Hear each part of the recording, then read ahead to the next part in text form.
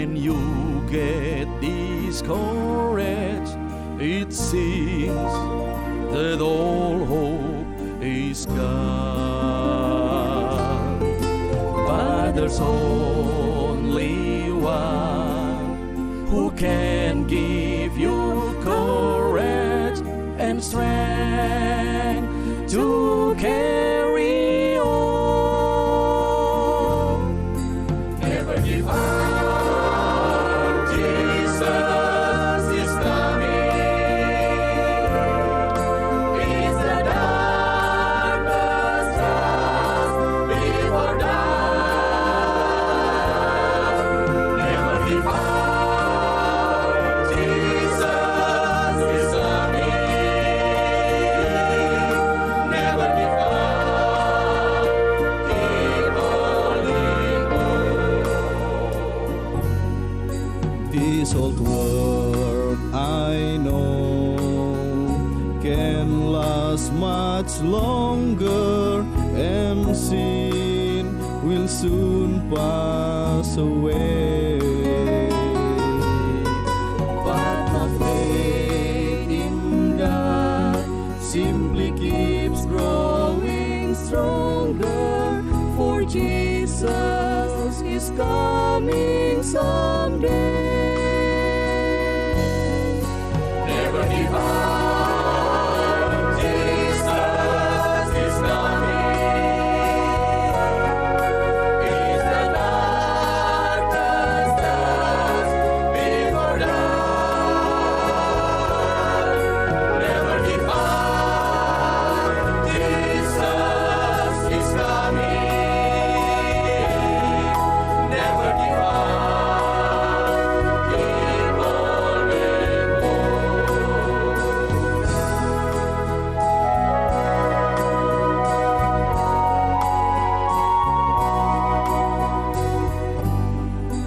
Aku tahu satu saat kau putus asa, hilang segala harapan. Tapi hanya Yesus memberi kekuatan agar kau bertahan.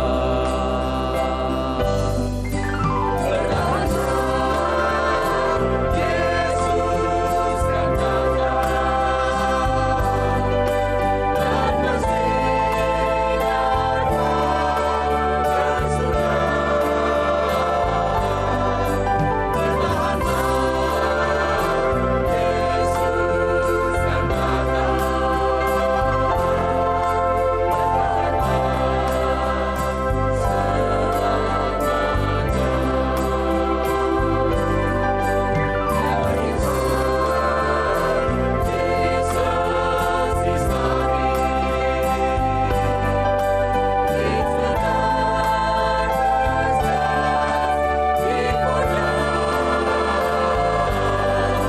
Never give up. Keep holding on.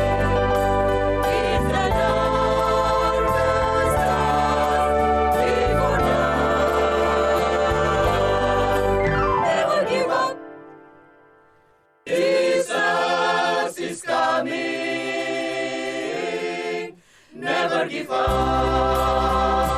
Keep holding on.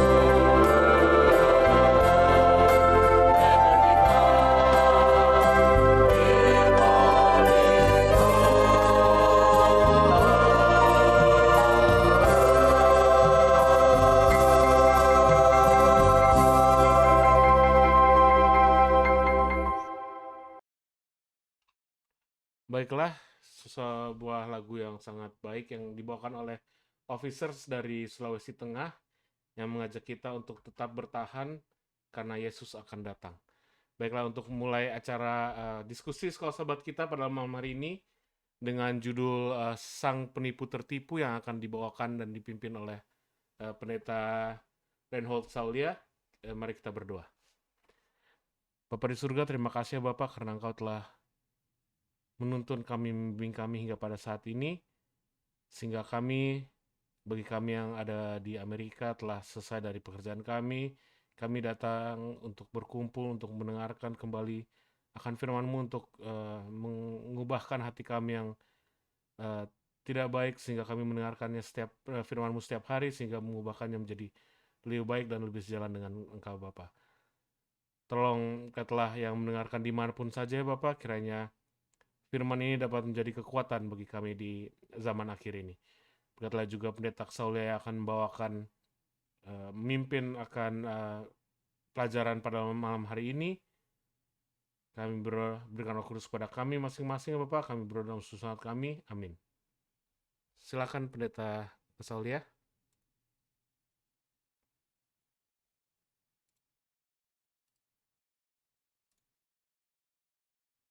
Tolong di-unmute dulu Pendeta.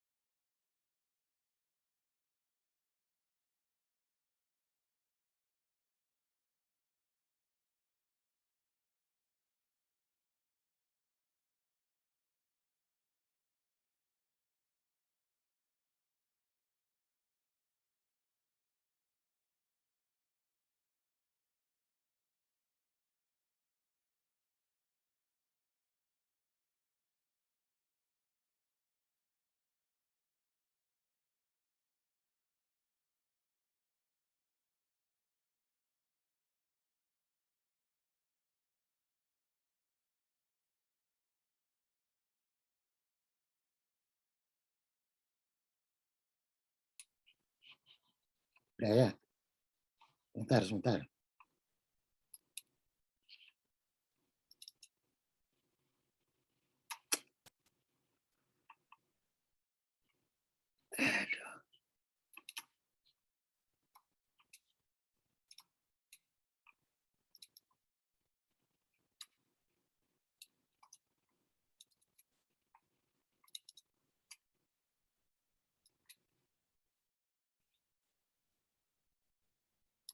Kelihatan dek? Belum?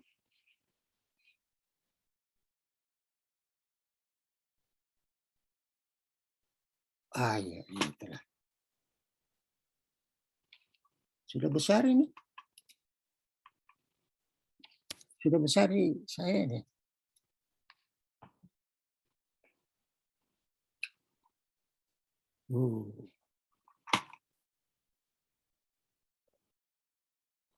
Ulang lagi ya. Oh, PowerPoint ini. Udah? Belum?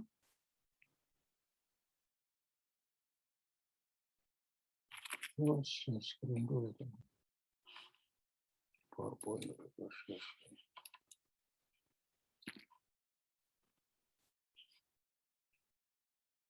Share screen.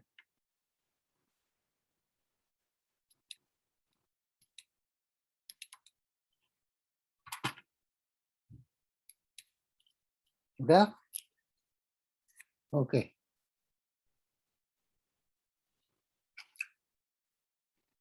Selamat malam, selamat sore, dan selamat pagi.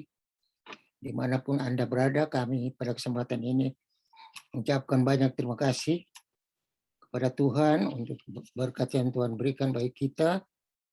Dan saya juga berterima kasih kepada Pendeta Stephen yang mempercayakan waktu ini bagi saya untuk membawakan pembahasan sekolah Sabat. Nah, saya ini baru masuk rumah sakit, baru keluar, jadi mungkin ada gemetar-gemetar sedikit, tapi dapat dimaafkan ya, saudara. Oke, jadi kita akan pelajari malam ini mengenai ada dua pribadi yang berbeda, kembar tapi berbeda kepribadian mereka. Mereka itu adalah Esau dan Yakub. Jadi sejak kecil ini Esau memang sudah latih-latih panah. Sedangkan Yakub ini oleh Ribka, karena dia selalu di dapur, tukang masak, gembala, jadi kasih pakaian ya yang bagus-bagus padanya, ya. Dia bisa kerja keras dia, ya. Lemah lembut dia. Nah, Yakub dan Esau adalah anak kembar. Ishak menampilkan satu perbedaan yang menyolok, baik dalam tabiat dan juga dalam kehidupan. Ketidaksamaan ini telah diramalkan oleh malaikat Allah sebelum kelahiran mereka. Jadi kita sudah tahu sebelum kedua mereka ini lahir, malaikat sudah amarkan kepada Ribka. Ini bahan saya dapat dari Sejarah Para Nabi, jilid 1 halaman 203, paragraf 1. Dalam menjawab doa Ribka dalam kesusahannya, ia mengumumkan bahwa 2 orang anak laki-laki akan dikaruniakan kepadanya. Ia memaparkan kepadanya sejarah masa depan mereka, bahwa masing-masing akan menjadi seorang pemimpin dari satu bangsa yang kuat, tetapi yang satu akan lebih besar dari yang lain, dan yang bungsu akan lebih terkemuka. Jadi ini memang sudah diramalkan atau dinubuatkan, diberitahukan oleh Ribka, malaikat juga kepada Ribka. Jadi Ribka tahu bahwa yang bungsu ini yang lahir nanti dia akan jadi terkemuka dari saudaranya. Dan perbedaan sifat mereka ialah sesuai dengan apa yang Nyonya White katakan, Esau bertumbuh dalam sifat pemanjaan diri dan memusatkan segenap perhatiannya di dalam perkara-perkara masa kini. Dia cuma ingat-ingat masa sekarang. Tidak tahan dengan hal-hal yang mengekang hidupnya. Ia menyukai satu kebebasan yang buas, dan sejak kecilnya ia telah memilih satu kehidupan sebagai seorang pemburu. Namun demikian ia adalah anak kesayangan bapaknya. Jadi kita lihat bahwa Ishak menyayangi Esau dan Ribka menyayangi Yakub, ya. Padahal sama-sama satu rumah. Dan Esau ini bertumbuh dengan luar biasa, dengan kebebasan, dan mau terikat dengan apa yang ada di rumah, tapi dia mau bebas keluar rumah. Tapi Yakub beda. Yakub, ini Yakub, ini Esau dulu. Gembala yang hidup tenang dan cinta damai itu tertarik oleh keberanian dan semangat anak sulungnya itu. Ini Ishak, ya.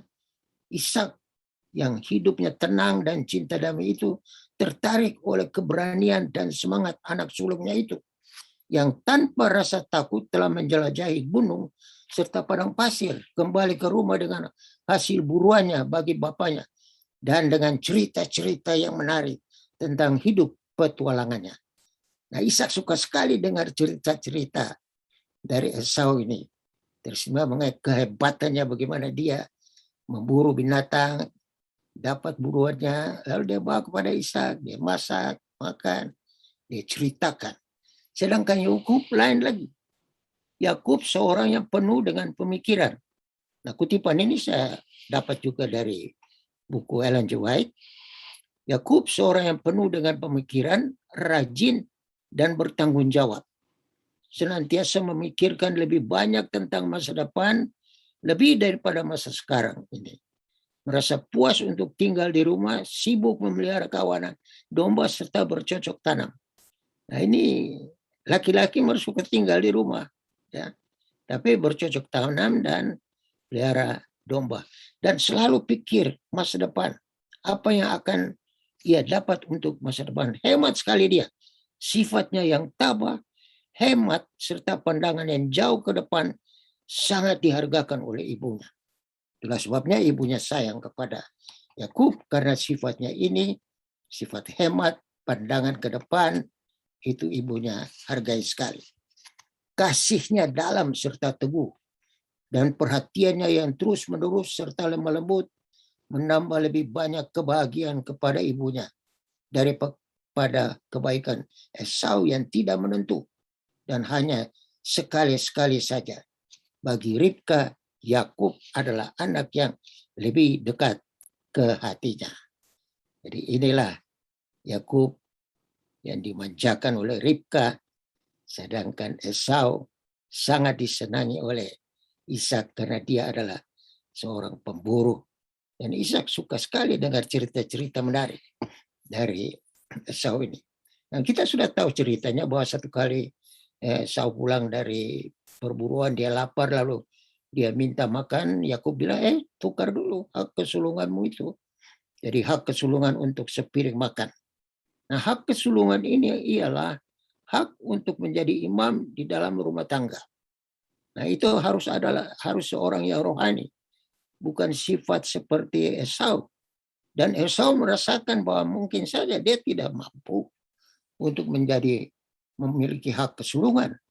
Tapi jangan lupa bahwa sebelum lahir, malaikat sudah memberitahukan kepada Ribka bahwa akan ada 2 anak. Dan anak yang bungsu akan menjadi besar atau menjadi kepala. Itulah sebabnya Esau ini tidak suka kepada hak kesulungan, dia jual, akhirnya Yakub dapat itu hak kesulungan untuk memimpin keluarganya, memimpin kerohanian keluarganya dan rumah tangga besarnya ini. Nah, pada satu hari, dan mereka sudah dengar-dengar Ishak sudah wanti-wanti mau memberkati Esau, dan ini didengar betul oleh Ribka. Dan Ribka cepat beritahukan kepada Yakub, bikin domba, bikin sup, karena Esau baru pergi berburu, lalu dia punya tangan dibungkus dengan bulu domba. Kita sudah tahu ceritanya. Ishak yang sudah buta, ya, tidak tahu siapa yang datang, tapi waktu dipanggil dia dengar suaranya, wah ini suara Yakub. Tapi Yakub bilang, saya ini Esau. Kok begitu cepat? You pulang. Nah, saya ini Esau yang bawa makanan yang enak buat Bapak. Tolong rapat ke sini, saya mau pegang dia. Pegang tangannya, tangannya ini tangan Esau berbulu, tapi suaranya suara Yakub. Namun pun demikian Ishak memberkati Yakub. Memang sudah diatur sebelumnya bahwa Yakub itu akan mendapat berkat yang lebih besar karena dia yang akan menjadi kepala atau lebih dari kakaknya. Tapi sama saja seperti leluhur-leluhur mereka zaman sebelumnya, mulai dari Abraham dijanji punya anak, tapi akhirnya mereka pakai jalan lain lagi. Begitu juga sekarang, ya. Janjinya Yakub akan dapat itu berkat, tapi dipakai tipu menipu dengan orang tuanya. Ya, Tuhan sudah berjanji dan Tuhan juga menunggu dan melihat sifat-sifat apa yang akan dikembangkan di sini. Dan kelihatannya ini muncul di dalam sifat daripada Yakub yang dibantu oleh ibunya. Kemudian setelah Esau dapat tahu Ishak sudah mendapat itu berkat, dia mau bunuh. Esau dapat tahu bahwa Yakub sudah dapat itu berkat, dia mau bunuh Esau. Dia mau bunuh Yakub dan Yakub lari. Dan saya lihat di dalam peta, ya, Jacob's Flight katanya, ini peta pelarian Yakub. Ya. Nah, ini nanti sebentar kita lihat dia punya jarak dari Berseba ke Haran itu 516,98 mile, ya. Kali 2,2 lagi dapat kilogramnya. Jadi kita lihat di sini cukup jauh ini. Dan jalannya bukan jalan aspal rupa kita sekarang.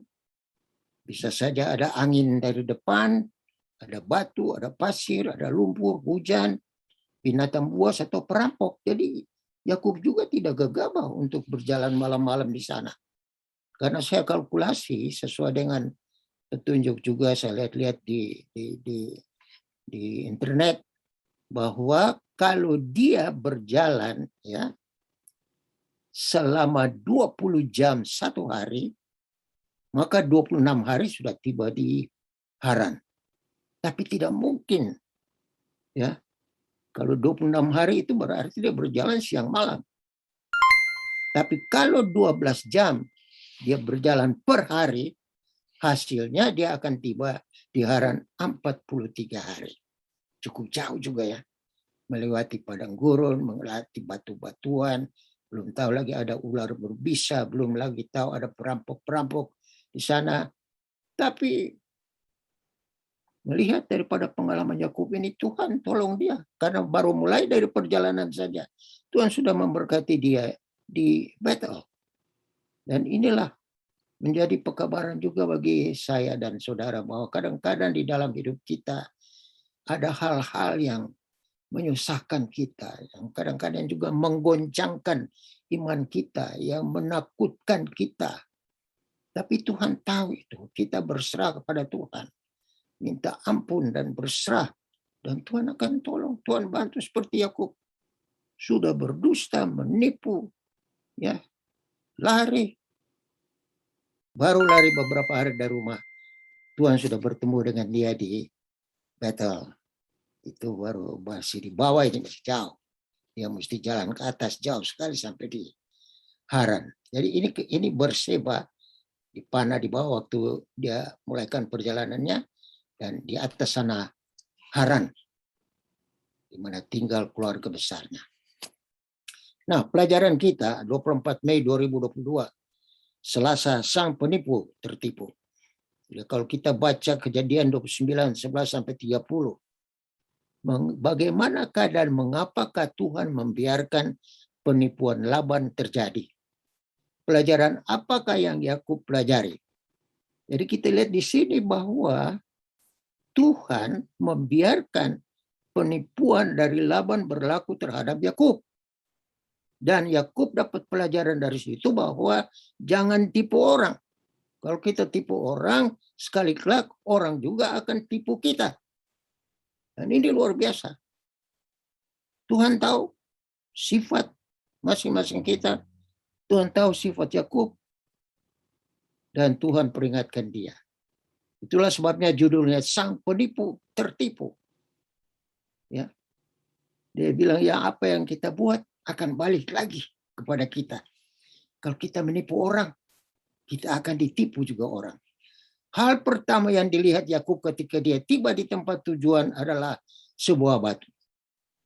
Mungkin petunjuknya merujuk kembali ke Betel yang menandakan kehadiran Tuhan. Jadi lari dari rumah sudah ketemu di Tuhan di Betel, sudah dibahas tadi malam oleh Pendeta Stephen. Dan sekarang dia sudah tiba di Haran dan dia lihat di sana ada batu. Sebuah batu. Biasanya batu itu batu sumur itu. Ada sumur di situ. Lalu dikatakan di sini bahwa mungkin petunjuk yang merujuk kembali kepada batu Betel yang menandakan kehadiran Tuhan. Dan di sini Yakub mendapat kekuatan bahwa di mana ada batu, dia tahu di situ ada kehadiran Tuhan. Keesokan harinya pagi-pagi Yakub mengambil batu. Ini tadi malam sudah dibahas di Betel, dipakainya sebagai alas kepala dan mendirikan itu menjadi tugu dan menuang minyak ke atasnya. Ia menamai tempat itu Betel. Dahulu nama kota itu Luz. Jadi dia adakan perjanjian dengan Tuhan di batu di mana ia tidur itu. Bagaimanapun batu inilah yang memberi Yakub kesempatan untuk berinteraksi dengan Rahel. Ketika Yakub mendengar dari para gembala yang berdiri bahwa Rahel akan datang dengan dombanya, untuk memberi minum kawanannya, dia mendesak para gembala untuk menggulingkan batu itu. Tapi mereka tidak mau. Mereka menolak. Yang memberi Yakub kesempatan untuk melakukannya sendiri dan memperkenalkan dirinya kepada Rahel. Nah, kita pelajari firman Tuhan dan kita lihat bahwa ada beberapa orang yang mendapatkan calon istrinya di sumur. Antara lain Musa, ya. Sekarang Yakub, ya, dapat calon istri di sumur. Dan Eliasar pada waktu datang untuk minta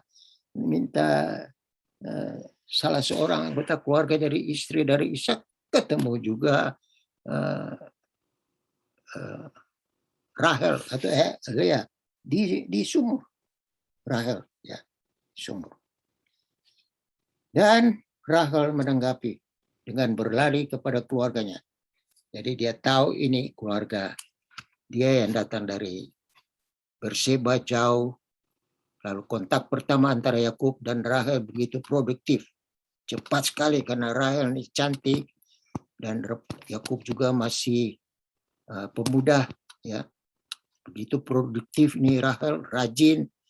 Yakub langsung jatuh cinta kepada Rahel. Ini yang mungkin kita bilang the first love, ya. Jadi jatuh cinta. Kejadian 29:18. Sedemikian rupa sehingga 7 tahun ia bekerja untuk Laban sebagai anti Rahel. Untuk Rahel seperti beberapa hari saja. Jadi dia Laban kasih kerja. Kalau you mau kawin dengan Rahel, you mesti kerja 7 tahun baru you bisa kawin. Dan dia merasa 7 tahun itu sangat singkat karena cintanya kepada Rahel. Nah, saudara-saudara, kalau kita cinta seseorang, ya, kalau lama ndak ketemu, kita rasa ini sudah lama sekali. Apalagi kalau bertemu berdua bercerita, sudah 3-4 jam, pikirnya baru 2 menit. Bagaimana dengan Tuhan? Kalau kita ketemu dengan Tuhan, apakah cepat-cepat? Firman-Nya kita baca, apalagi kalau sudah lelah di tempat kerja, baru baca 1 pasal, belum 1 pasal lagi. Sudah tertidur kita. Bagaimana kita tunjukkan cinta kita kepada Tuhan? Oleh sebab itu, saudara, pelajaran demi pelajaran diberikan pada saya dan saudara. Renungan sekolah sahabat ini sangat ampuh. Bukan saja ampuh, sangat penting. Karena dari pelajaran sekolah sahabat ini mengajak kita untuk membuka Alkitab. Karena kalau tidak ada pelajaran sekolah sahabat, kita tidak buka Alkitab. Pulang kerja, buka, baca 1-2 ayat, mengantuk, tertidur, besok pagi, sembahyang cepat-cepat, pergi kerja. Untung cuma 2 shift, kalau 3 shift lebih cilaka lagi. Jadi kita lihat di sini bahwa Tuhan mengharapkan cinta saya dan saudara kepadanya melalui penguasaan kepada firman Tuhan. Dan karena Rahel ini cantik, Yakub jatuh cinta kepada Rahel. Tapi Laban sudah janji, oke, yuk kerja 7 tahun. Sudah 7 tahun kamu boleh menikah dengan Rahel. Namun setelah 7 tahun ini Yakub tertipu. Sekarang penipuan terjadi. Pada malam pernikahan Lea sang kakak perempuan dan bukan Rahel yang ditemukan Yakub di tempat tidurnya. Ini Laban juga penipu lagi dia. Jadi saya baca ini keluarga ini punya sifat, rupanya banyak juga penipu di dalam keluarga itu. Laban penipu, Ribka penipu, sehingga turun kepada Yakub jadi penipu lagi. Dan bagaimana Yakub ini belajar tipu menipu? Tentu daripada orang tuanya. Laban pun seorang yang penipu. Ya bilang kerja 7 tahun. Habis 7 tahun kamu menikah dengan Rahel. Apa yang terjadi saudara, kita tahu ceritanya. Memanfaatkan kebunguan pesta dan emosi serta kerentanan Yakub yang kuat. Laban berhasil melakukan trik ini. Menariknya, Yakub menggunakan akar kata yang sama untuk menipu Laban. Sekarang Yakub dapat tantangannya. Laban sekarang melakukan penipuan terhadap Yakub. Dia kasih Lea, bukan Rahel. Yakub marah. Mengapa engkau menipu aku? Kata menipu ini muncul di sini. Yakub sadar bahwa ia ditipu oleh Laban. Jawab Laban, tidak biasa orang berbuat demikian di tempat kami ini. Mengawinkan adiknya lebih dulu daripada kakaknya. Sebagaimana Ishak gunakan untuk mencirikan perilaku Yakub terhadap dirinya dan Esau. Ini balasan tipu menipu. Jadi Laban tipu Yakub, sebagaimana Yakub juga menipu Esau dan ayahnya Ishak. Ya. Jadi kalau kita makan mangga muda, gigi akan ngilu, ya. Jadi kalau kita bikin sesuatu yang tidak sesuai dengan kehendak Tuhan, ya untung Tuhan itu baik. Bukan saja baik, Tuhan sangat mengasihi saya dan saudara. Kalau kita bertanya dalam hati kita sekarang ini, siapa di antara kita yang belum pernah menipu seseorang? Saya tidak tanya satu-satu, tapi masing-masing kita bertanya saja. Menipu. Biar kecil, tapi itu tipu. Luar biasa. Pekabaran ini bagi saya dan saudara. Yakub, Ishak, Esau, Ribka sudah lewat. Tapi kehidupan mereka kita pelajari sekarang. Untuk menjadi teladan bagi kita agar jangan kita menipu orang. Sebab kalau kita tipu, kita akan ditipu. Biarlah kita hidup jujur, yang salah bilang salah, yang benar bilang benar. Kadang-kadang ketemu di gereja, long time no see. Bukan main, bagus sekali itu baju. Lalu sebentar dia bilang pada teman, lihat, ada masuk gereja cuma buat pamer baju. Itu tipu. Dan Tuhan baca isi hati kita. Biarpun kita hanya berbisik, baru pikir dalam pikiran Tuhan sudah baca itu. Jadi saudara, marilah kita hati-hati. Pekabaran ini untuk saya dan saudara. Ya, untuk saya lebih dulu. Saya mau coba hidup. Jangan sampai kita menipu istri kita, anak-anak cucu kita, keluarga kita, teman sekantor, teman sekerja kita, teman sesama anggota kita, bahkan pimpinan kita. Kami sangat sedih. Saya dan pendeta Rantung Senior, pendeta Alex, sangat sedih. Sedihnya apa?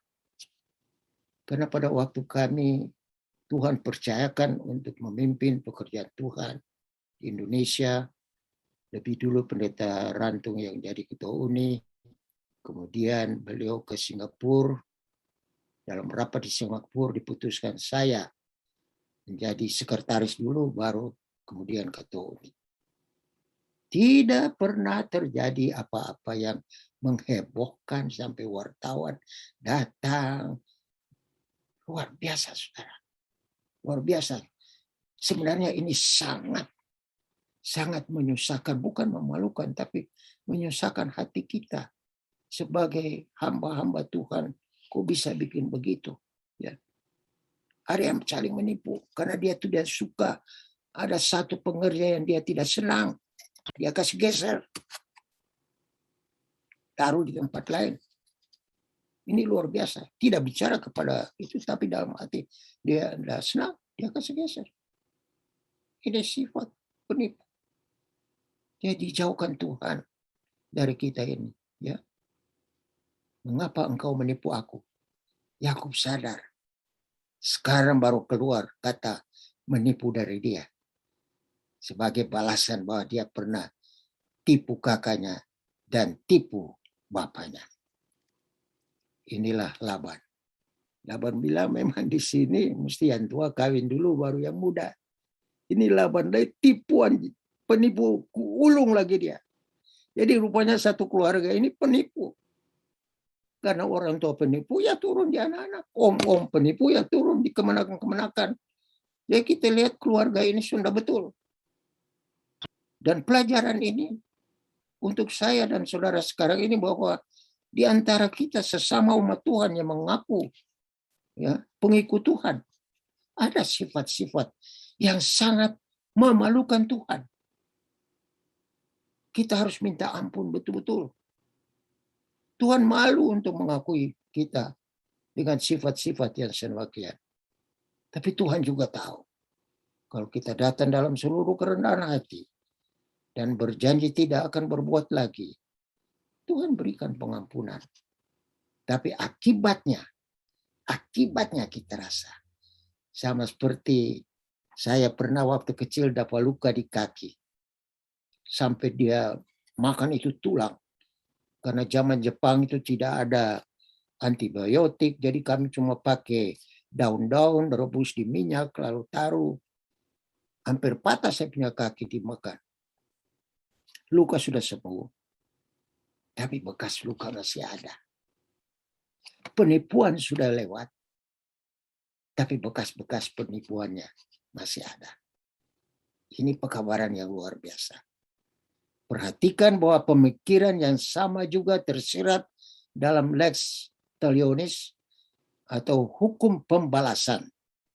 Dalam Alkitab katakan mata ganti mata dan gigi ganti gigi. Baca dalam Keluaran 21:24. Mata, gigi ganti gigi, tangan ganti tangan, kaki ganti kaki. Bandingkan dengan Kejadian 9 ayat 6. Betul. Ini hukum yang diberikan kepada Musa. Siapa yang tipu harus dibalas dengan tipu.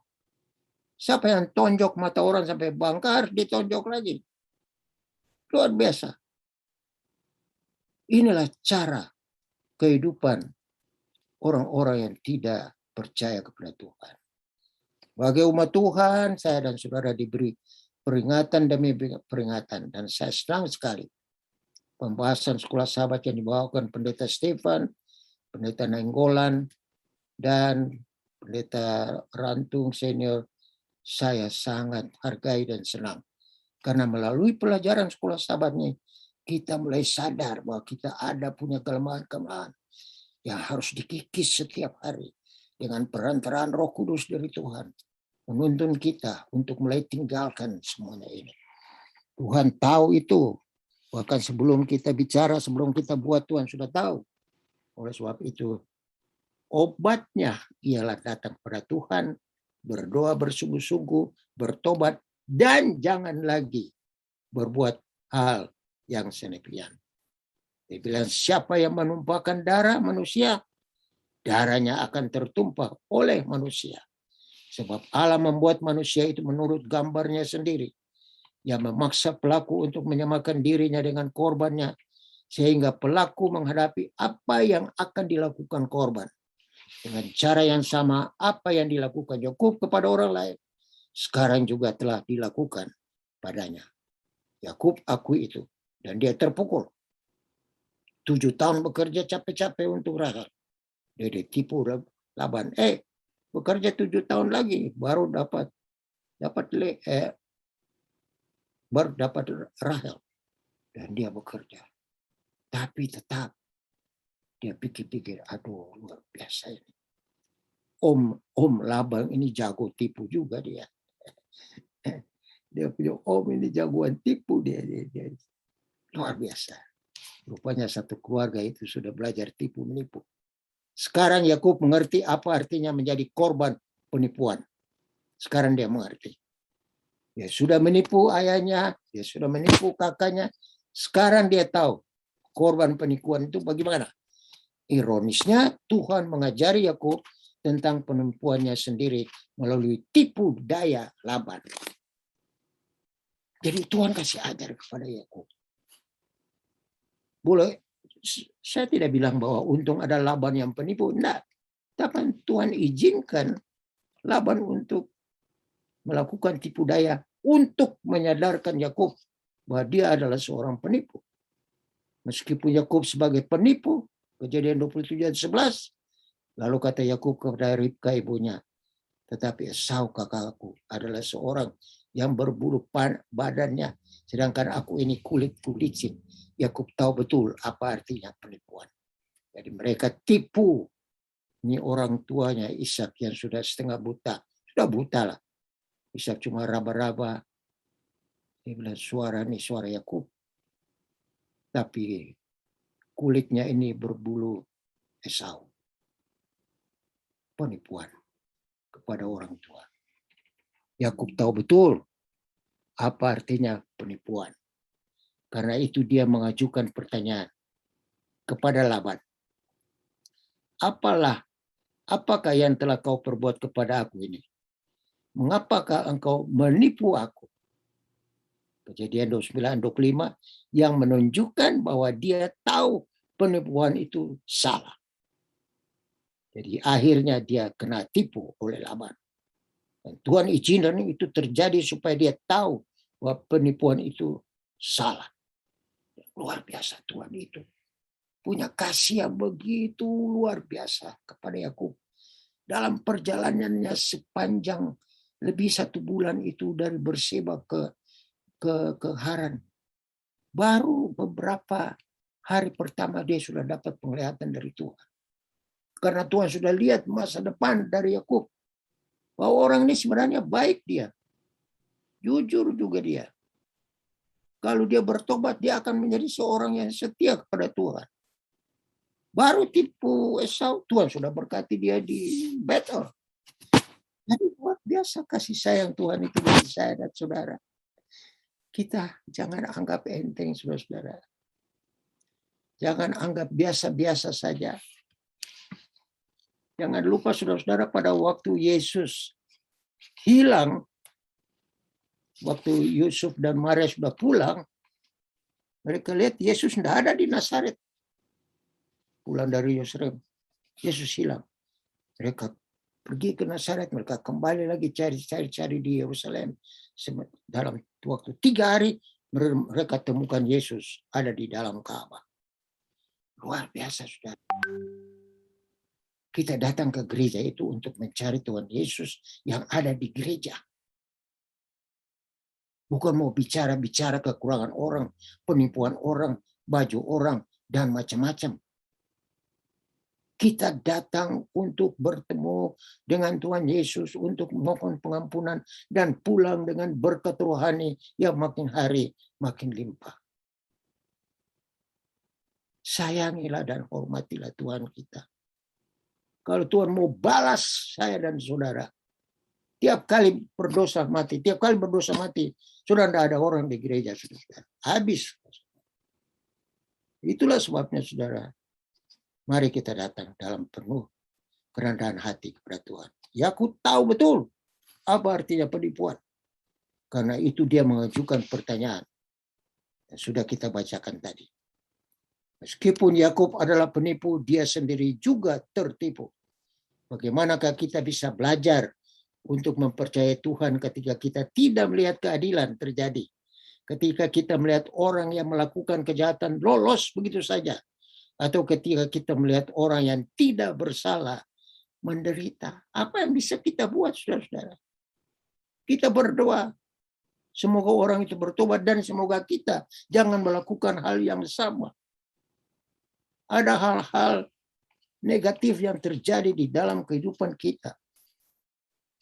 Yang Tuhan perlu kikis saat demi saat dengan kuasa Roh Kudus-Nya untuk menjadikan kita kudus. Karena kita akan tinggal dengan Tuhan di sorga selama-lamanya. Tidak akan ada penipuan di sana. Dan penipuan yang terus-menerus akan menjadi karakter. Karena kita bakal ke surga itu karakter. Karakter dari Yesus Kristus. Dan karakter Yesus Kristus itu adalah 10 hukumnya. Jadi sekarang hukum-hukum Tuhan ini menjadi pedoman kehidupan menuju jalan keselamatan. Bagi saudara dan saya. Jangan lupa, saudara. Teristimewa hukum keempat. hukum hari Sabat. Saya dengar di pelajaran sekolah Sabat beberapa kali Pendeta Stephen tekankan ini. Karena ujian yang terakhir adalah ujian dalam hukum keempat. Karena di dalam hukum itu ada Tuhan sebagai Khalik semesta alam. Kita menyembah Tuhan, tapi setan mau supaya kita menyembah setan dengan bikin lagi sabat palsu yang lain. Itulah sebabnya, saudara-saudara. Baca baik-baik, minta Roh Kudus pimpin, dan rajin-rajinlah belajar firman Tuhan. Jangan lupa saudara-saudara, sekolah Sabat ini adalah alat Tuhan untuk menuntun saya dan saudara rajin belajar firman. Tanpa sekolah Sabat, saya tidak bisa bilang istilah apa lagi yang kita bisa pakai buat kita. Kalau tidak ada sekolah Sabat. Kapan mau buka Alkitab? Jadi dilihat di sini. Ketika kita melihat orang yang melakukan kejahatan, lolos begitu saja. Atau ketika kita melihat orang yang tidak bersalah, menderita, hati kita terpukul. Tuhan seakan-akan tidak langsung balas itu kejahatan mereka. Bahkan orang yang tidak bersalah menderita. Orang yang hidup jujur menderita. Seakan-akan orang jujur itu sudah salah. Tapi saudara, ini berlaku kepada kita semua dewasa ini di dunia kita yang tiap hari dosa makin bertambah. Dan oleh sebab itu saudara, kita harus lebih dekat dengan Tuhan. Selalu undang Roh Kudus tinggal dalam hidup kita. Agar Roh akan selalu memperingatkan kita apa yang harus kita pikirkan, harus kita lakukan, apa yang harus kita katakan. Dari General Conference mengadakan penelitian ke seluruh gereja di seluruh dunia. Gereja masih ada hari ke-7. Karena mereka pelajari bahwa tiap tahun waktu diselidiki, teristimewa tiap 5 tahun pada waktu rapat General Conference diselidiki bahwa 30% dari anggota gereja Advent tinggalkan gereja. Jadi mereka selidiki apa penyebabnya. Seluruh dunia. Lalu mereka selidiki ada 17 penyebab. Saya tidak mau baca itu nanti panjang, saudara. Tapi penyebab yang paling utama di dalam orang atau di dalam kehidupan umat Advent ialah kemunafikan. Munafik, saudara. Kita masuk gereja. Kita tersenyum dengan seseorang. Kita berkata kata-kata manis pada di dalam hati lain. Saya boleh kasih istilah itu begini, saudara. Kita punya LDB, lain dengan LDH. Apa artinya ini? Kita punya LDB lain dengan LDH. Ialah lain di bibir dan lain di hati. Tidak pas, tidak cocok. Bicara banyak tapi tidak sesuai dengan hati kita. Bicara manis tapi hati tidak manis. Jaga baik-baik saudara-saudara. Tuhan Yesus sudah mau datang dan ini jemaat Tuhan, umat Tuhan. Yang Yesus sudah mati disalib untuk mereka. Kenapa kita mesti tipu mereka? Kenapa kita mesti pikir-pikir jahat terhadap orang lain? Semoga tidak ada di antara kita, saudara. Kalaupun ada, segera saudara kita bertobat pada Tuhan. Minta ampun dan Tuhan akan kasih ampunan. Tuhan tidak mau seorang pun binasa. Tuhan mau semua selamat. Dan untuk selamat ini, pengharapan kita hanya di dalam Yesus Kristus. Dan jangan lupa kita mesti mengasihi Yesus karena Yesus sudah mati kekal, ganti mati kekalnya saya dan saudara. Kalau Yesus tidak mati kekal, saya dan saudara tidak punya pengharapan untuk hidup kekal. Mari kita mengasihi Tuhan Yesus. Dan selalu memperingatkan kita dengan perantaraan Roh Kudus untuk bertobat. Meskipun Yakub adalah penipu, dia sendiri juga tertipu. Bagaimanakah kita belajar untuk mempercayai Tuhan ketika kita tidak melihat keadilan terjadi? Ketika kita melihat orang yang melakukan kejahatan lolos begitu saja. Atau ketika kita melihat orang yang tidak bersalah menderita. Bagaimana kita bisa belajar untuk mempercayai Tuhan? Bukan kita belajar, kita sekarang menyerahkan diri betul-betul untuk percaya kepada Tuhan bahwa ini sementara terjadi. Ada orang saling tipu menipu, sedangkan orang benar menderita karena disalahkan. Jadi ini yang terjadi menjelang kedatangan Yesus yang kedua kali. Setan bekerja keras. Pada waktu Adam dan Hawa digoda di Taman Eden, saudara ingat pendeta Stephen ada bilang ini, setan bicara manis sekali. Adam dan Hawa jatuh. Tapi menjelang kedatangan Yesus yang kedua kali, setan bukan bicara manis. Wahyu katakan ia marah besar kepada umat-umat Tuhan agar dia mau jatuhkan mereka semua sehingga Tuhan tidak akan punya lagi umatnya. Hati-hati saudara. Setan bekerja keras. Dan setan mau jadikan kita sebagai warganya. Dengan pertolongan Tuhan, dengan pertolongan Roh Kudus, tidak mungkin ini akan terjadi. Kita berserah kepada Tuhan dan lawanlah iblis, maka iblis akan lari daripadamu. Jadi kita lihat di sini ada satu dua hal yang saya mau tambahkan lah. Tapi tidak seperti pendeta Stephen, memang saya merasa kagum sekali. Pendeta Stephen ini banyak baca dia dan cocokkan dengan ayat. Saya jadi enak mendengarkan. Jadi saya dapat ilmunya sedikit-sedikit. Jadi saya cari di internet, dapatlah ilmu sedikit. Sebenarnya menurut Michelle Levin, seorang terapis keluarga sekaligus pemilik Blueprint Mental Health Amerika Serikat, seperti dilansir dari situs Healthline, dia bilang sangat normal jika ada orang tua yang merasa lebih nyaman atau lebih nyambung berinteraksi dengan salah satu anak dibanding dengan anak yang lain. Jangan lupa, di dalam keluarga dari Ishak dan Ribka ada pilih kasih. Dan ini yang akan saya bacakan beberapa hal penting mengenai ini. Ini karena setiap anak memiliki preferensi, minat, kebutuhan, atau sifat yang berbeda-beda. Nah, sebagai manusia sangat wajar jika kita merasa lebih nyaman berinteraksi dengan orang yang memiliki minat, hobi, atau sifat yang mirip dengan kita.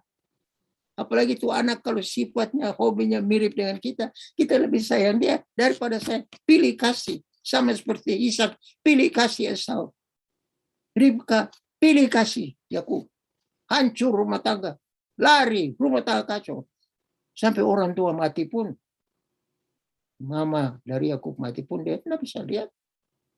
20 tahun lebih tinggalkan rumah. Namun juga ada cerita di mana orang tua sudah merasa bersikap adil, tapi si anak masih saja merasa orang tuanya pilih kasih. Pelajaran ini juga menambah sedikit pengetahuan kita kepada kehidupan daripada Yakub dan Ribka. Mereka pilih kasih. Dan jangan lupa, Yakub pun kemudian pilih kasih. Dia mengasihi Yusuf lebih dari saudara-saudaranya yang lain. Hal ini bisa terjadi misalnya ketika ada salah satu anak yang memang butuh perhatian lebih dari orang tua. Seperti saat baru lahir. Umpamanya kalau dia punya adik baru lahir, ini kakak hampir dilupakan. Yang biasa digendong, sekarang adiknya yang digendong. Ini dia biar masih kecil, tapi dia dapat rasakan ini pilih kasih. Dia dapat rasakan sebagai anak. Itu lapsunya kadang-kadang dia menangis, tidak lapar, bilang lapar, dan sebagainya. Ini dia kena di hatinya bahwa dia sudah tidak diperhatikan lagi oleh orang tua. Kondisi ini sangat mungkin membuat anak kandung lain yang tidak mendapatkan waktu dan energi yang sama dari orang tuanya menganggap orang tua pilih kasih. Ada 10 penyebab orang tua pilih kasih, tapi saya kasih keluar 6 saja. Kalau 10 panjang sudah tidak kelar-kelar nih sekolah sahabat. 6 saja. Sebuah studi dari Journal of Family Psychology membuktikan risiko konflik lebih tinggi pada orang tua yang pilih kasih. Ingat bahwa setiap anak unik. Ketika Anda ingin memberikan konsekuensi, sesuaikan dengan perilaku anak. Bukan berdasarkan siapa yang lebih tua dan siapa yang muda. Apa bahaya orang tua pilih kasih terhadap anak? Sikap pilih kasih pada salah satu anak akan meningkatkan risiko konflik di antara saudara kandung. Munculnya kemarahan hingga tidak bisa menjadi pasangan yang baik saat anak sudah dewasa. Oleh karena itu sebaiknya sikap pilih kasih ini dihindari. Betul, Alkitab sudah nyatakan ini juga. Risiko konflik itu, Yakub mesti lari. Berani tinggal, mati dia dibunuh oleh Esau. Itu saudaranya sendiri. Tapi karena pilih kasih yang ditunjukkan oleh Ishak dan Ribka, rumah tangganya hancur, saudara. Ada beberapa penyebab kasih yang saya mau tunjukkan kepada saudara, tapi kenapa dia harus mau jalan nih?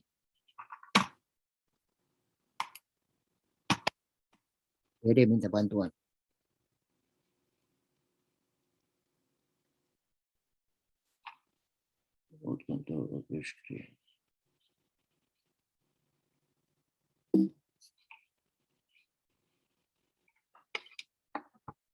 Kita sudah hampir selesai sebenarnya, saudara. Dan di dalam bagian yang akan hampir selesai ini sangat penting. Saudara tolong doakan saya supaya komputer ini bisa jalan. Dede bagaimana? Apa perlu di share screen ulang?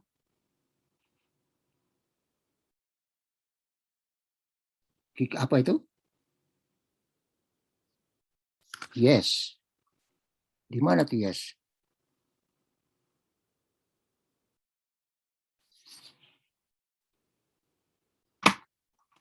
Tapi yang kelihatan di saya sini, approve. Visa Administrator is requesting remote control of your screen. Nah, saya mau bikin bagaimana? Oh, jadi klik lagi, you are screen sharing, begitu.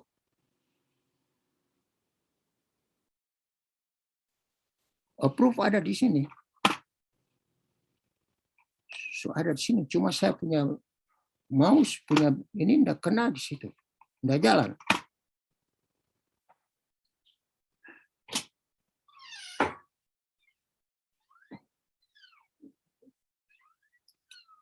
Jam anak. Ya, semua habis. Jadi Dek, bagaimana Dek?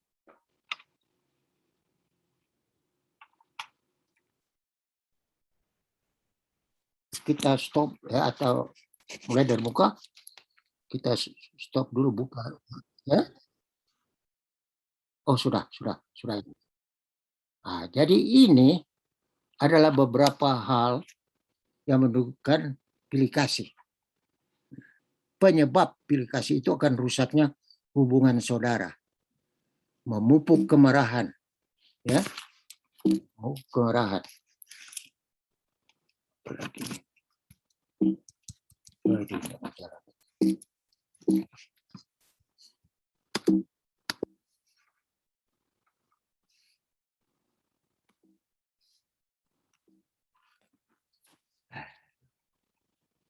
Sudah hampir selesai. Nah, oke.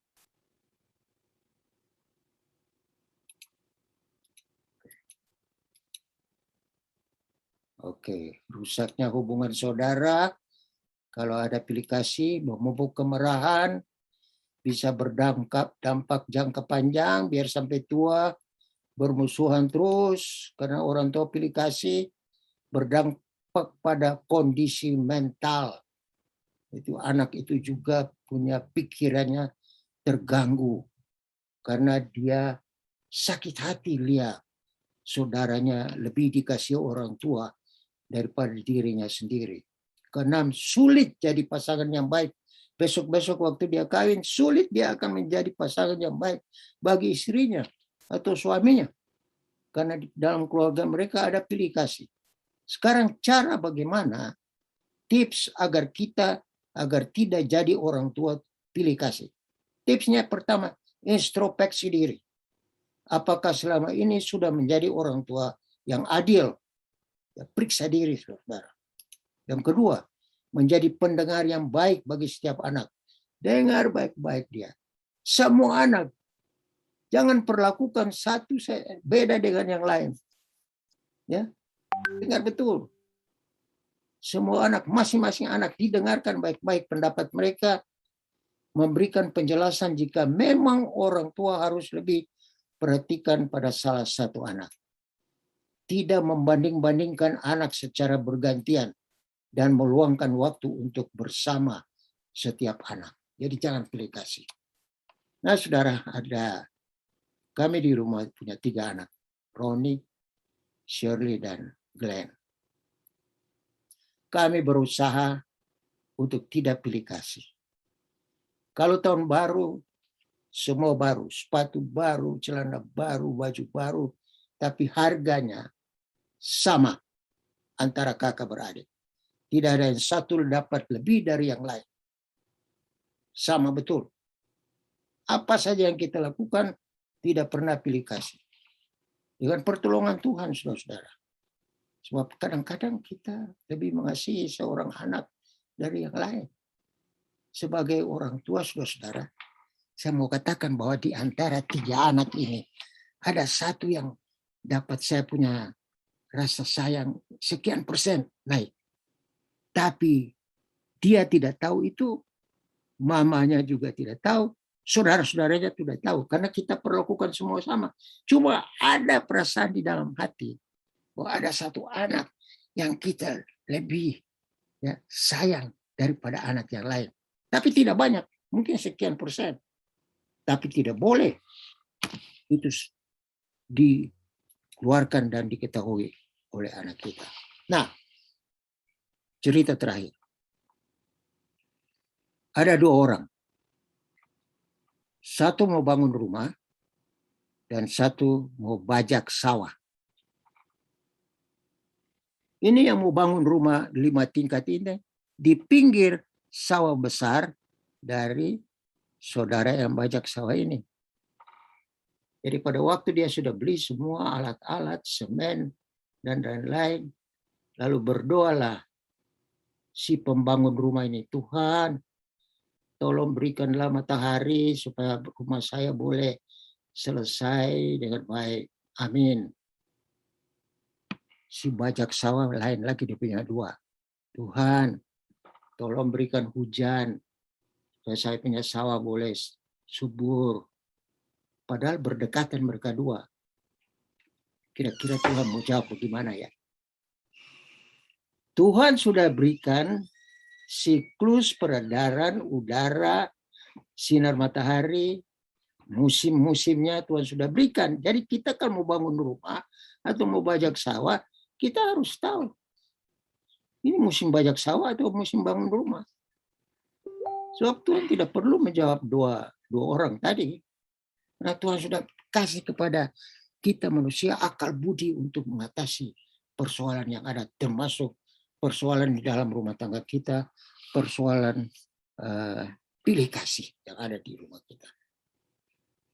Tuhan Yesus berkata, sebagai ayat-ayat terakhir, Matius 5 ayat 48, karena itu haruslah kamu sempurna, sama seperti Bapamu yang di sorga adalah sempurna. Tuhan Yesus bilang harus. Bagaimana kita bisa sempurna seperti Bapa di sorga? Harus. Sekarang kita mesti lihat dia punya konteks dari ayat 48 ini. Lihat di dalam ayat 44 dan ayat 55. Tetapi aku berkata kepadamu, kasihilah musuhmu dan berdoalah bagi mereka yang menganiaya kamu. Kasihilah mereka yang menipu kamu dan berdoalah bagi mereka yang membicarakan dosa-dosa kamu. Ini cuma dia punya keterangan. Tapi ayat yang sebenarnya, tapi aku berkata kepada kamu, kasihilah musuh dan berdoalah bagi mereka yang mengasihi kamu. Sebab kita harus menjadi sempurna seperti Bapa di surga. Bagaimana? Ayat 45.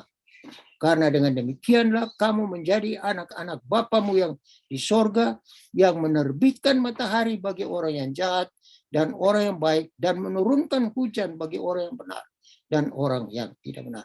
Tuhan tidak pilih kasih. Tidak. Tuhan mengasihi orang yang baik, orang yang jahat, orang yang benar, dan orang yang tidak benar. Matahari semua dapat. Ada sumpah-sumpah Tuhan ini. Ada bara api sumpah Tuhan. Tuhan kasih bertumbuh, dia punya padi, dia punya ladang. Dapat pekerjaan. Karena Tuhan sayang semua orang. Tuhan tidak pilih kasih. Terserah kita mau terima kasihnya, kasih Tuhan itu atau tidak. Tergantung kepada masing-masing kita.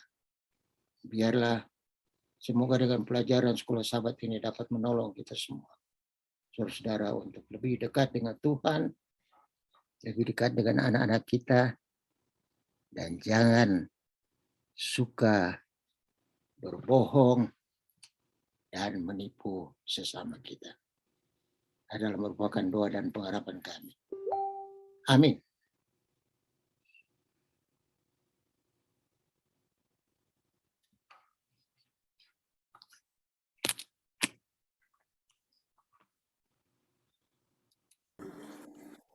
Terima kasih Pendeta atas pembahasannya. Nah, terima kasih. Tambahan atau pertanyaan? Maafkan kita sebenarnya ada, tapi karena waktu sudah habis, saya kira waktunya kita sudah jam 9 malam di sini. Oke, thank you. Nah, singkat saja supaya orang tahu. Karena berbicara mengenai penipuan, kami rasakan itu. Kami di Indonesia berapa kali ditipu, uang cukup banyak habis karena penipuan. Kemudian datang di Amerika, ada yang tipu lagi, beli mobil, minta bantuan mobil, tahu-tahu ditipu, tidak bayar-bayar. Memang cukup besar. Tetapi Tuhan begitu baik. Amin. Tuhan begitu baik. Tuhan memberikan lebih daripada yang hilang. Untuk itu kita sangat bersyukur atas kebaikan Tuhan. Thank you. Terima kasih Pendeta. Di sini ada pertanyaan, benarkah like father like son kalau anak nakal sudah saat besar? Apakah benar begitu, Pendeta? Buah kan turun, nggak jauh dari pohon. Itu aja lah. Jawabnya biasa-biasa saja, nggak usah jauh-jauh. Buahnya kalau jatuh kan dekat-dekat dengan pohon. Nggak jauh. Jadi kita sebagai orang tua mesti hati-hatilah. Terima kasih. Terima kasih. Jatuh di sungai gimana?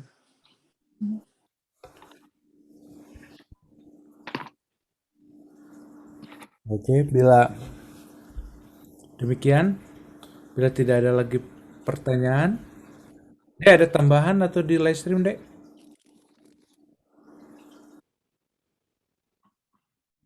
Bila tidak ada, sekarang kita masuk session kedua untuk kesaksian dan permohonan permintaan doa. Mulai dari yang di Zoom.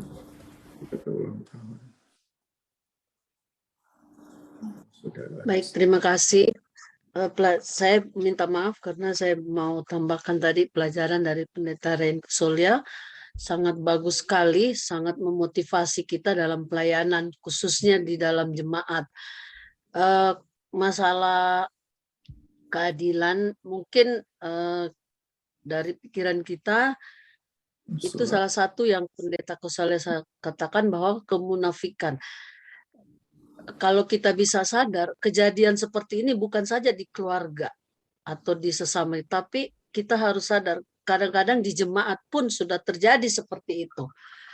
Jemaat satu keluarga, kadang-kadang ada anggota yang suka mengeluh, kok kami tidak pernah dilawat, contoh itu enggak usah, kami kok ketua-ketua tidak pernah mendatangi kami, tidak pernah Istilahnya seperti itu. Tapi mungkin dalam hal ini ya itulah salah satu yang kita harus introspeksi bahwa di jemaat pula kadang-kadang terjadi seperti itu. Apakah itu memang keadilan tidak ada atau memang keadaan atau apa, tapi itulah yang terjadi. Kadang-kadang anggota ada yang mengeluh, kami kok tidak pernah dilawat, kok pendeta tidak pernah datang melawat kepada kita. Yang dilawat itu aja, mungkin seperti itu. Udah ada beberapa, tapi kita mungkin tidak mensupport dengan hal-hal seperti itu. Kita cuma menyampaikan bahwa mungkin di dalam sisi lain mungkin ada hal-hal yang mungkin tidak terjangkau. Tetapi yang kita sadari memang itulah juga terjadi dalam kehidupan kita sebagai anggota. Jadi kalau kita memang menyadari ya kita yang seperti Pendeta Kosal yang katakan tadi, ya kita jangan mendukung dan kita mungkin saling berdoa satu sama yang lain. Tapi itulah yang terjadi seperti itu. Jadi bukan dalam keluarga pun, dalam jemaat pun kita udah terjadi seperti itu. Mungkin itu yang saya bisa tambahkan. Mungkin terima kasih. Terima kasih, Debbie. Itu yang tadi juga saya bilang. Kadang-kadang di gereja kita itu LDB dan LDH. Lain di bibir, lain di hati. Cuma Tuhan yang tahu baca itu. Dan ini yang Debbie bilang di gereja itu sudah diadakan ini ke seluruh, mereka periksa semua jemaat-jemaat seluruh dunia.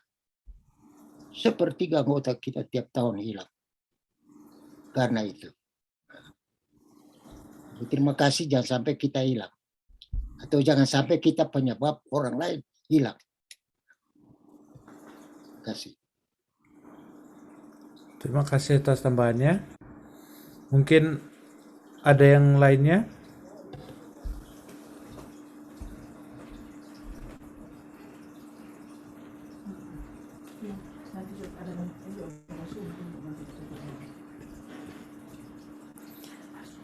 Atau di live stream, Dek? Itu Ibu Pendeta Rantung Senior, silakan. Oh iya. Baik. Kalau di Indonesia hari ini sudah tanggal 15. 25. 25 tanggal 25. Ini hari tanggal 25 ini adalah ulang tahun Pendeta Rantung. Jadi tolong doakan Pendeta Rantung Amin. sehat. Amin. Tuhan berkati. Nanti orang kirim kue. Iya. Nanti mau ke sana kan nanti bulan Juli. Oke. Orang bikin acara di sini, Pendeta. Enggak apa-apa. Saya mau ucapkan selamat ulang tahun Pendeta Rantung. Thank you. Terima kasih, Bu. Iya, soalnya besok kan Hailey ulang tahun, jadi saya ingat pendeta pasti hari ini, tanggal 25, ya. Hailey tanggal 26. Indonesia. Iya, Karena sudah tanggal 25. iya. Indonesia udah 25. Iya, betul. Ya, selamat ulang tahun ya Pak Pendeta. Thank you. Terima Nanti kasih. kuenya saya kirim di WA aja ya. Tolong makanin. Thank you. Nanti bikin habis ya. Ada yang lainnya?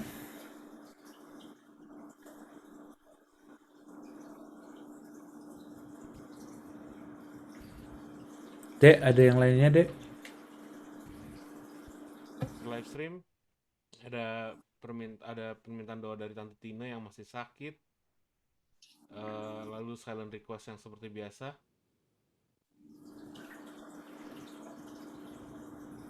Oh.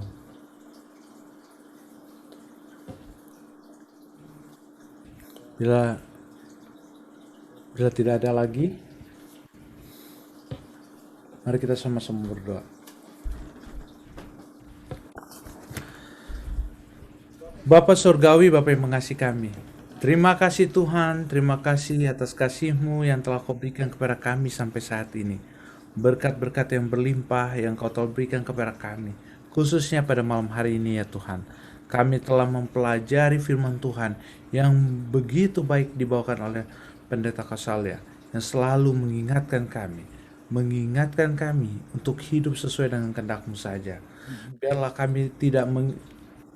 kami dapat mendapatkan pelajaran yang baik bagi orang tua, bagi para gembala, para umat-umat Tuhan untuk mendidik anak kami sesuai dengan kehendak-Mu dan berlaku adil bagi anak-anak kami. Dan biarlah ini semua dapat menjadi kekuatan bagi kami semua untuk berjalan sesuai dengan kehendak-Mu saja. Khususnya ya Tuhan, pada hari ini kami bersuka cita, memuji dan memuliakan nama-Mu ya Tuhan, karena Engkau telah menambahkan 1 tahun lagi kepada hamba Tuhan, Pendeta Alex Rantung ya Tuhan. Biarlah Tuhan, berkat yang sama selalu Engkau sertai bersama dengan dia. Biarlah pimpinan dan penjagaan-Mu saja yang berserta dengan dia dan seluruh keluarganya, sehingga Pendeta Alex Rantung dapat terus menjadi saksi Tuhan, menjadi saluran berkat bagi orang di sekitarnya ya Tuhan. Biarlah hal yang sama terjadi Pendeta Kausalia beserta dengan seluruh keluarganya ya Tuhan. Berkati dia dengan kesehatan dan kekuatan dari sorga, sehingga Pendeta Kausalia pun dapat menjadi saluran berkat bagi umat-umat Tuhan. Tak lupa juga hamba-Mu berdoa ya Tuhan untuk Pendeta Stephen Rantung yang tidak bersama dengan kami. Biarlah Engkau berkati dia bersama dengan keluarganya ya Tuhan. Berikan dia hikmat kebijaksanaan dari sorga, sehingga dapat memimpin kami, mendorong kami untuk memuliakan nama Tuhan. Pada saat ini ya Tuhan, kami mendoakan saudara kami Tante Heni Suwando ya Tuhan, yang pada saat ini dalam keadaan kurang sehat. Biarlah kasih-Mu sama dengan dia, Kau lawat dia, berikan kekuatan baginya ya Tuhan. Hamba-Mu juga berdoa untuk Tante Tina Tante Tina yang sakit, dan juga Tante Cici Welong ya Tuhan. Biar hal yang sama Kau bersama dengan mereka, Kau lawat mereka ya Tuhan, Engkau sembuhkan, Engkau pulihkan. Hamba-Mu juga berdoa ya Tuhan untuk Kajen. Biarlah Engkau berikan yang terbaik dalam hidupnya. Engkau pimpin segala rencananya ya Tuhan, khususnya dalam rencana operasi yang akan dilaksanakan tanggal 7 Juni ya Tuhan. Biarlah Engkau berikan yang terbaik dalam kehidupannya, dapat berjalan dengan baik dan menjadi kemuliaan bagi nama Tuhan. Hamba-Mu selalu mendoakan Alden Ciotang juga ya Tuhan. Biarlah Engkau memberikan yang terbaik baginya ya Tuhan. Engkau pulihkan dia, dan pada suatu saat nanti dapat menjadi kepujian bagi nama Tuhan. Hamba-Mu juga berdoa request yang selalu disampaikan oleh Tante Omi, Tante Lili, dan juga Opa dan Oma Lalaki, Kak Evi Angelo. Biarlah kasih-Mu saja bersama-sama dengan mereka ya Tuhan. Dengarkan seruan hati mereka dan jawab berdasarkan kasih-Mu saja kepada mereka ya Tuhan. Pada saat ini ya Tuhan, hamba-Mu juga berdoa untuk saudara kami, Andrew Manulang ya Tuhan. Biarlah Engkau dapat memanggil dia kembali ke jalan yang benar ya Tuhan. Mengambil keputusan untuk memilih Engkau, selalu mendekatkan dirinya kepada Engkau ya Tuhan. Sehingga ini dapat jadi kekuatan baginya ya Tuhan. Hamba-Mu juga berdoa ya Tuhan untuk seluruh umat-umat Tuhan yang telah hadir pada malam hari ini melalui live stream dan Zoom. Biarlah kami dapat dipersatukan melalui kasih Kristus, diberikan kekuatan melalui firman Tuhan, dan biarlah tuntunan Roh Kudus selalu bersama dengan kami, sehingga kami selalu dapat melakukan apa yang Kau kehendaki dan menjadi kepujian bagi nama Tuhan.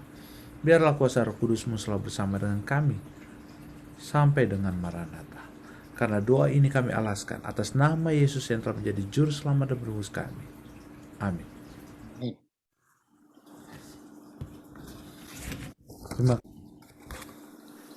Terima kasih semua yang Terima kasih banyak. acara ini telah berakhir. Namun jangan lupa kita akan berjumpa lagi esok hari dalam waktu yang sama.